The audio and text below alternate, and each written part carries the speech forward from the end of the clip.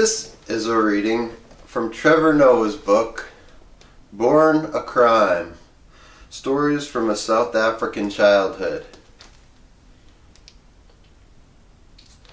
He's supposed to be making this into a film too, as well, that should come out. I don't think it's out yet. I haven't seen it, but I'm super excited to see it if it does get made into a film, because I think it'd be great.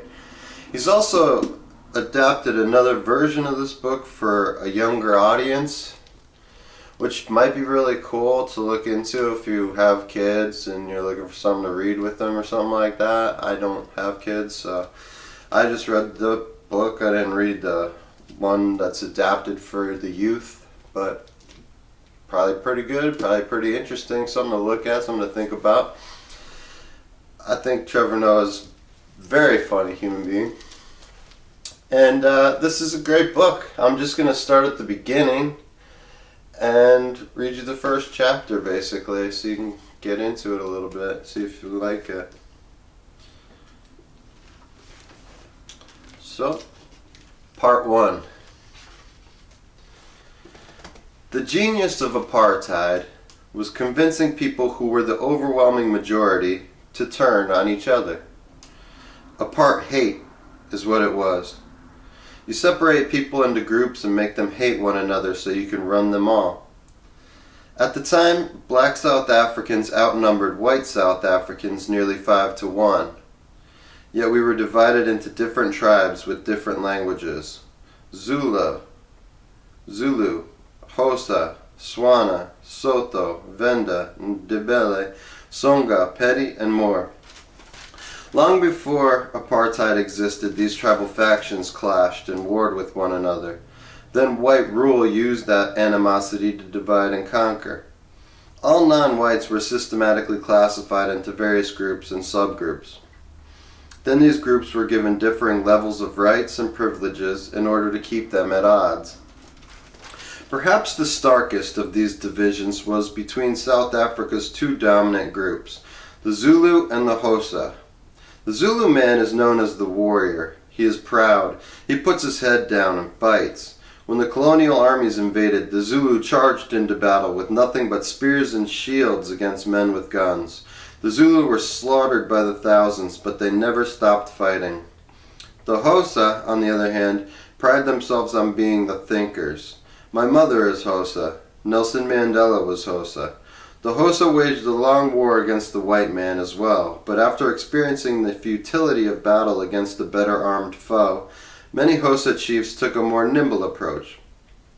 These white people are here whether we like it or not, they said. Let's see what tools they possess that can be useful to us. Instead of being resistant to English, let's learn English. We'll understand what the white man is saying, and we can force him to negotiate with us. The Zulu went to war with the white man. The Xhosa played chess with the white man. For a long time neither was particularly successful, and each blamed the other for a problem neither had created. Bitterness festered. For decades those feelings were held in check by a common enemy. Then apartheid fell, Mandela walked free, and black South Africa went to war with itself.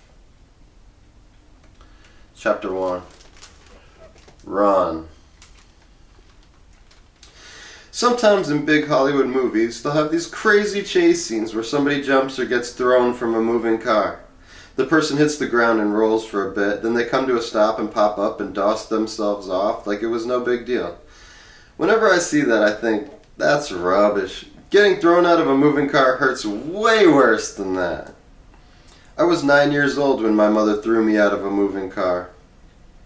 It happened on a Sunday. I know it was on a Sunday because we were coming home from church, and every Sunday in my childhood meant church. We never missed church. My mother was, and still is, a deeply religious woman, very Christian.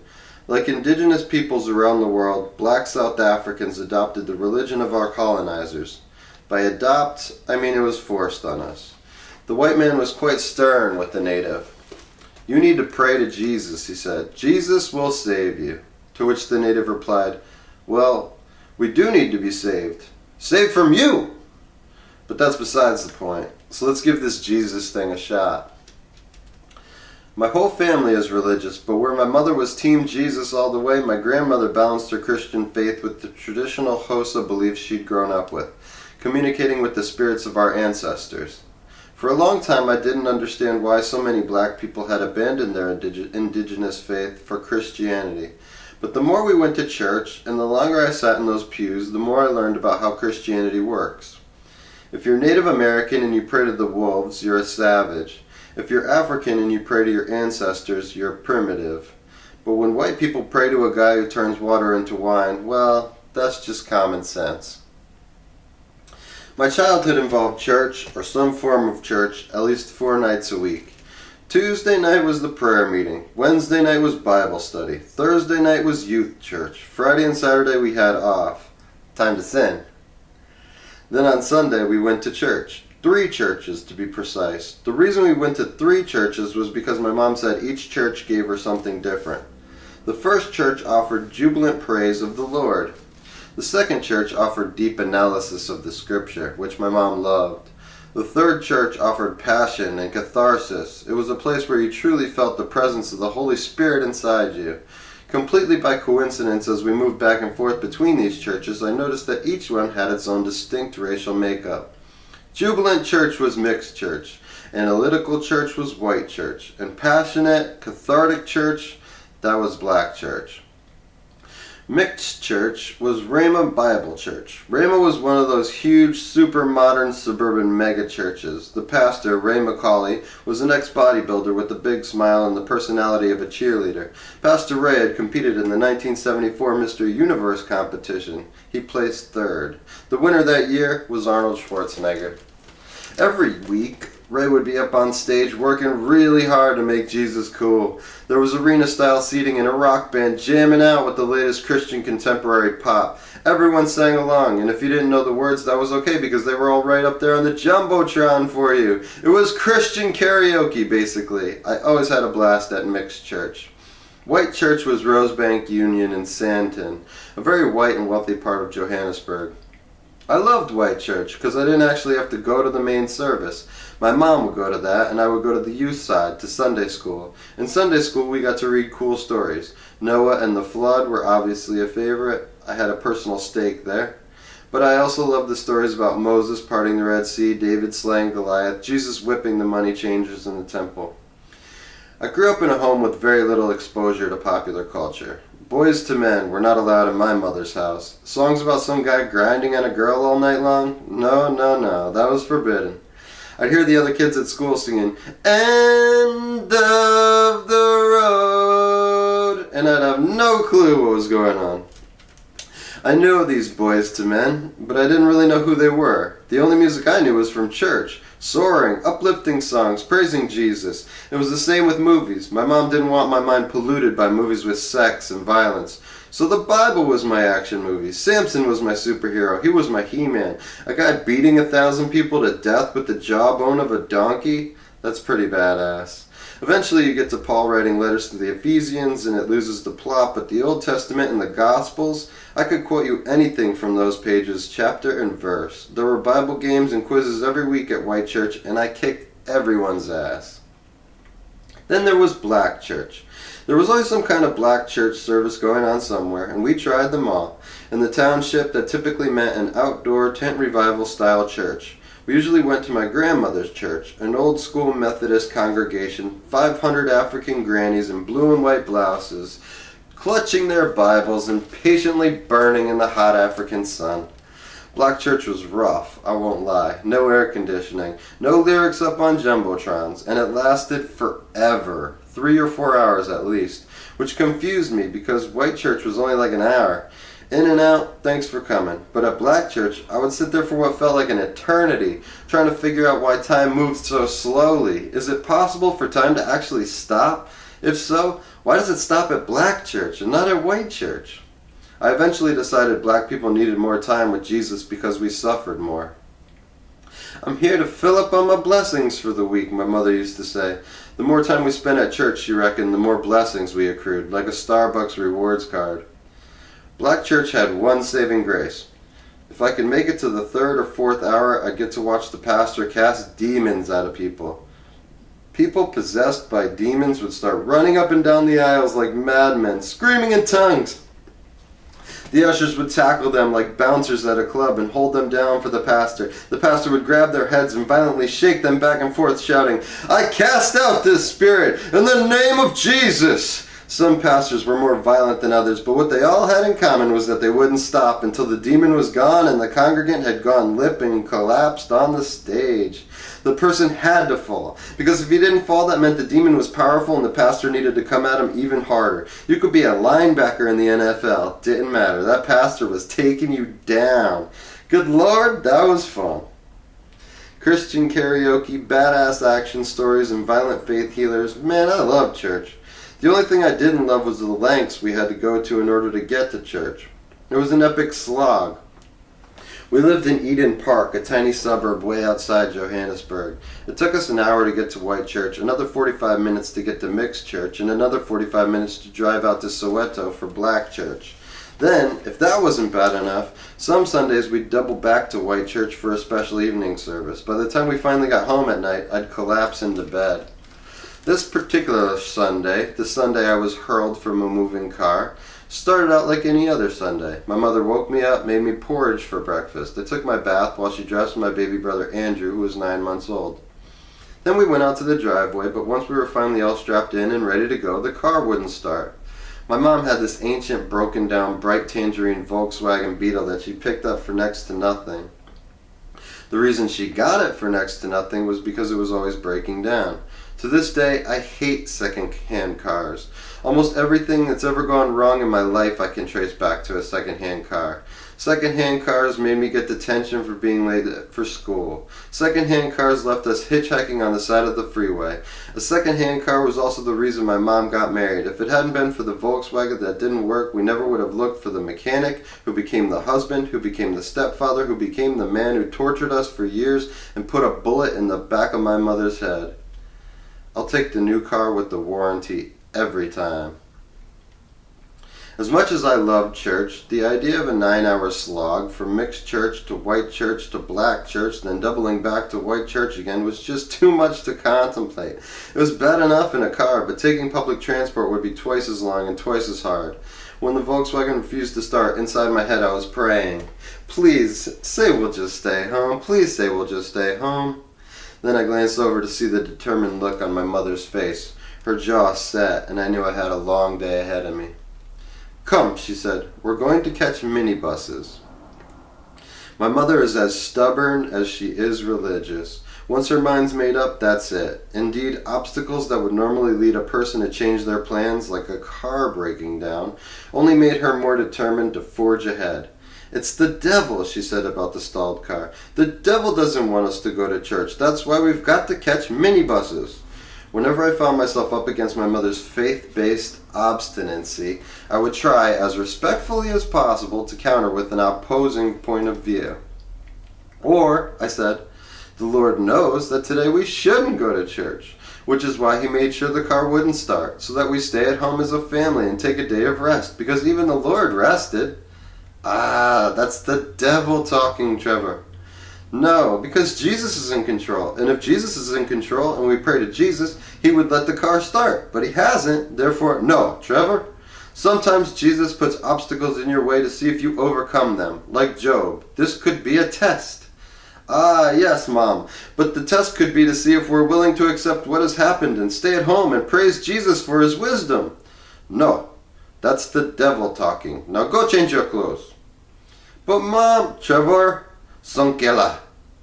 Sonkela is a phrase with many shades of meaning. It says, don't undermine me, don't underestimate me, and just try me. It's a command and a threat all at once. It's a common thing for Hosa parents to say to their kids. Anytime I heard it, I knew it meant the conversation was over, and if I uttered another word, I was in for a hiding, what we call a spanking. At the time, I attended a private Catholic school called Maryvale College.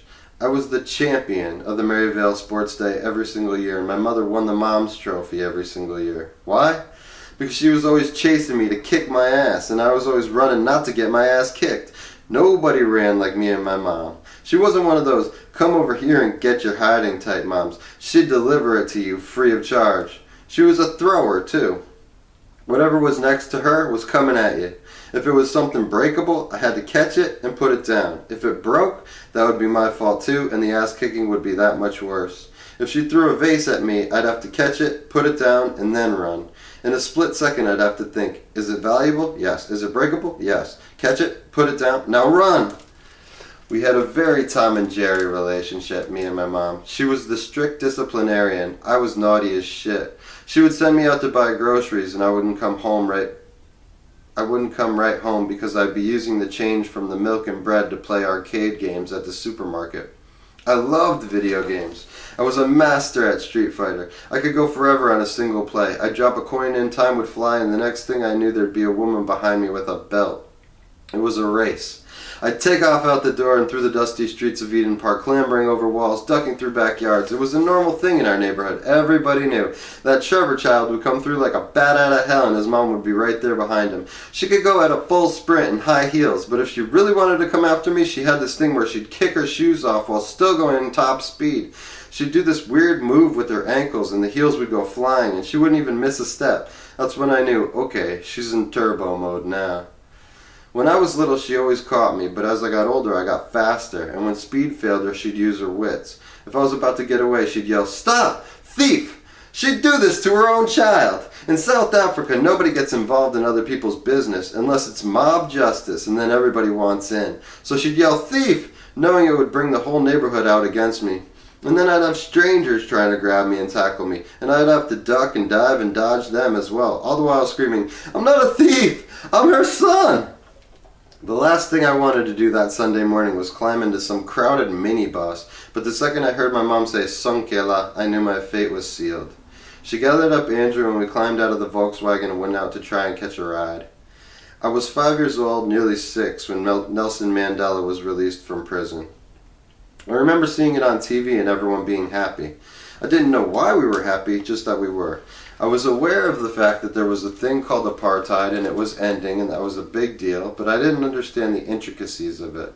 What I do remember, what I will never forget, is the violence that followed. The triumph of democracy over apartheid is sometimes called the Bloodless Revolution. It is called that because very little white blood was spilled. Black blood ran in the streets. As the apartheid regime fell, we knew that the black man was now going to rule. The question was, which black man? Spates of violence broke out between the Inkatha Freedom Party and the ANC, the African National Congress, as they jockeyed for power. The political dynamic between these groups was very complicated, but the simplest way to understand it is as a proxy war between Zulu and Xhosa. The Inkatha was predominantly Zulu, very militant and very nationalistic. The ANC was a broad coalition encompassing many different tribes, but its leaders at the time were primarily Xhosa. Instead of uniting for peace, they turned on one another, committing acts of unbelievable savagery. Massive riots broke out. Thousands of people were killed. Necklacing was common.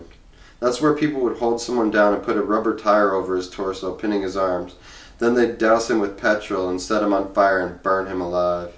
The ANC did it to Inkatha, Inkatha did it to the ANC. I saw one of those charred bodies on the side of the road one day on my way to school. In the evenings, my mom and I would turn on our little black and white TV and watch the news. 12 people killed, 50 people killed, 100 people killed. Eden Park sat not far from the sprawling townships of the East Rand, the Koza, and Kettlehong, which were the sites of some of the most horrific Inkatha ANC clashes. Once a month, at least, we'd drive home and the neighborhood would be on fire.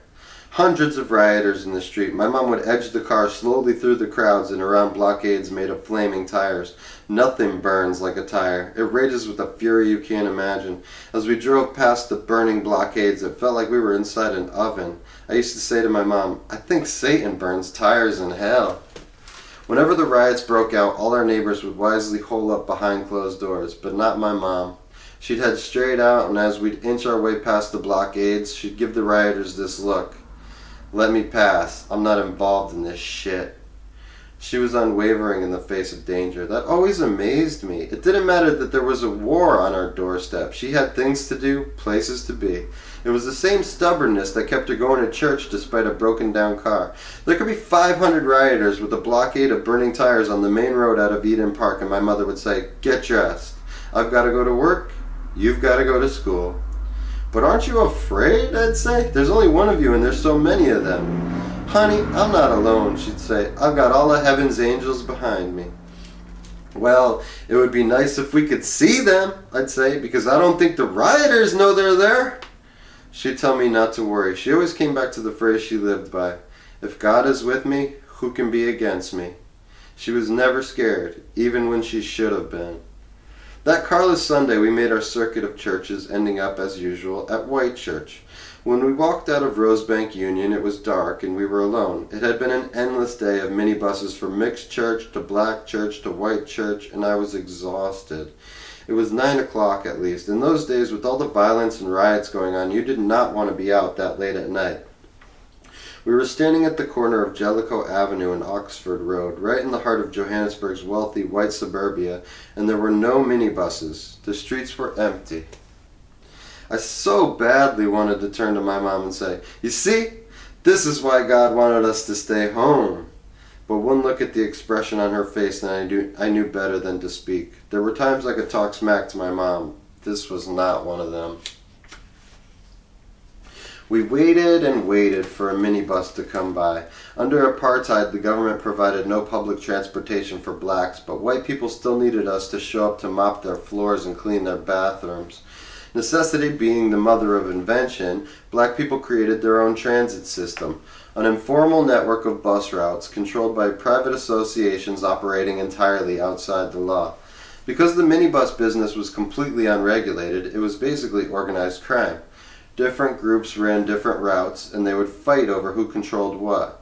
There was bribery and general shadiness that went on, a great deal of violence, and a lot of protection money paid to avoid violence. The one thing you didn't do was steal a route from a rival group. Drivers who stole routes would get killed. Being unregulated, minibuses were also very unreliable. When they came, they came. When they didn't, they didn't. Standing outside Rosebank Union, I was literally falling asleep on my feet. Not a minibus in sight. Eventually my mother said, "Let's hitchhike." We walked, and after what felt like an eternity, a car drove up and stopped. The driver offered us a ride and we climbed in. We hadn't got 10 feet when suddenly a minibus swerved right in front of the car and cut us off. A Zulu driver got out with an iwasa, a large traditional Zulu weapon, a war club basically. They're used to smash people's skulls in. Another guy, his crony, got out of the passenger side. They walked up to the driver's side of the car we were in, grabbed the man who'd offered us a ride, pulled him out and started shoving their clubs in his face. "Why are you stealing our customers? Why are you picking people up?" It looked like they were going to kill this guy. I knew that happens sometimes. My mom spoke up. "Hey, listen, he was just helping me. Leave him. We'll ride with you. That's what we wanted in the first place." So we got out of the first car and climbed into the minibus. We were the only passengers in the minibus. In addition to being violent gangsters, South African minibus drivers are notorious for complaining and haranguing passengers as they drive. This driver was a particularly angry one. As we rode along, he started lecturing my mother about being in a car with a man who was not her husband. My mother didn't suffer lectures from strange men. She told him to mind his own business, and when he heard her speaking in Xhosa, that really set him off. The stereotypes of Zulu and Xhosa women were as ingrained as those of the men. Zulu women were well-behaved and dutiful. Xhosa women were promiscuous and unfaithful. And here was my mother, his tribal enemy, a Xhosa woman alone with 2 small children, one of them a mixed child, no less. Not just a whore, but a whore who sleeps with white men. "Oh, you're a Xhosa," he said. "That explains it. Climbing into strange men's cars. Disgusting woman." My mom kept telling him off, and he kept calling her names, yelling at her from the front seat, wagging his finger in the rearview mirror and growing more and more menacing, until finally he said, "That's the problem with you Xhosa women. You're all sluts, and tonight you're going to learn your lesson." He sped off. He was driving fast, and he wasn't stopping, only slowing down to check for traffic at the intersections before speeding through. Death was never far away from anybody back then. At that point, my mother could be raped. We could be killed. These were all viable options. I didn't fully comprehend the danger we were in at the moment. I was so tired that I just wanted to sleep. Plus, my mom stayed very calm. She didn't panic, so I didn't know to panic. She just kept trying to reason with him. I'm sorry if we've upset you, Booty. You can just let us out here. No. Really, it's fine. We can just walk. No. He raced along Oxford Road, the lanes empty, no other cars out. I was sitting closest to the minibus's sliding door. My mother sat next to me, holding baby Andrew. She looked out the window at the passing road and then leaned over to me and whispered, Trevor, when he slows down at the next intersection, I'm going to open the door and we're going to jump. I didn't hear a word of what she was saying because by that point I'd completely nodded off. When we came to the next traffic light, the driver eased off the gas a bit to look around and check the road. My mother reached over, pulled the sliding door open, grabbed me, and threw me out as far as she could. Then she took Andrew, curled herself in a ball around him, and leapt out behind him. It felt like a dream until the pain hit. Bam! I smacked hard on the pavement. My mother landed right beside me, and we tumbled and tumbled and rolled and rolled. I was wide awake now. I went from half asleep to, what the hell? Eventually, I came to a stop and pulled myself up, completely disoriented. I looked around and saw my mother, already on her feet. She turned and looked at me and screamed, Run! So I ran, and she ran, and nobody ran like me and my mom. It's weird to explain, but I just knew what to do. It was animal instinct, learned in a world where violence was always lurking and waiting to erupt. In the townships, when the police came swooping in with their riot gear and armored cars and helicopters, I knew, run for cover, run and hide. I knew that as a 5-year-old. Had I lived a different life, getting thrown out of a speeding minibus might have fazed me. I'd have stood there like an idiot going, What's happening, Mom? Why are my legs so sore? But there was none of that. Mom said run, and I ran. Like the gazelle runs from the lion, I ran. The men stopped the minibus and got out and tried to chase us, but they didn't stand a chance. We smoked them. I think they were in shock. I still remember glancing back and seeing them give up with a look of utter bewilderment on their faces. What just happened? Who'd have thought a woman with 2 small children could run so fast? They didn't know they were dealing with the reigning champs of the Maryvale College Sports Day. We kept going and going until we made it to a 24-hour petrol station and called the police. By then the men were long gone. I still didn't know why any of this had happened. I'd been running on pure adrenaline. Once we stopped running, I realized how much pain I was in. I looked down and the skin on my arms was scraped and torn. I was cut up and bleeding all over. Mom was too. My baby brother was fine though, incredibly. My mom had wrapped herself around him and he'd come through without a scratch. I turned to her in shock. What was that? Why are we running? What do you mean, why are we running? Those men were trying to kill us. You never told me that. You just threw me out of the car. I didn't tell you. Why didn't you jump? Oh, I did tell you. Why didn't you jump? Jump? I was asleep. So I should have left you there for them to kill you? At least they would have woken me up before they killed me. Back and forth we went. I was too confused and too angry about getting thrown out of the car to realize what had happened. My mother had saved my life. As we caught our breath and waited for the police to come and drive us home, she said, Well, at least we're safe. Thank God. But I was 9 years old and I knew better. I wasn't going to keep quiet this time. No, Mom, this was not thanks to God. You should have listened to God when he told us to stay at home when the car wouldn't start, because clearly the devil tricked us into coming out tonight. No, Trevor, that's not how the devil works. This is part of God's plan, and if he wanted us here, then he had a reason. And on, and there we were, back at it, arguing about God's will. Finally I said, Look, Mom, I know you love Jesus, but maybe next week you could ask him to meet us at our house, because this really wasn't a fun night. She broke out in a huge smile and started laughing. I started laughing too, and we stood there, this little boy and his mom, our arms and legs covered in blood and dirt, laughing together through the pain and the light of a petrol station on the side of the road in the middle of the night. Trevor Noah, born a crime. Goes on about his life. He's a pretty interesting dude. It's definitely worth a read. I wore this kind of nerdy kind of shirt because I feel like it's like kind of like a church shirt with an ugly hood on it or so. I don't know, but I felt like it was a little bit fitting, you know. Anyway, I would suggest the book. It'd be real cool if it gets made into a movie. I'd love to see that too.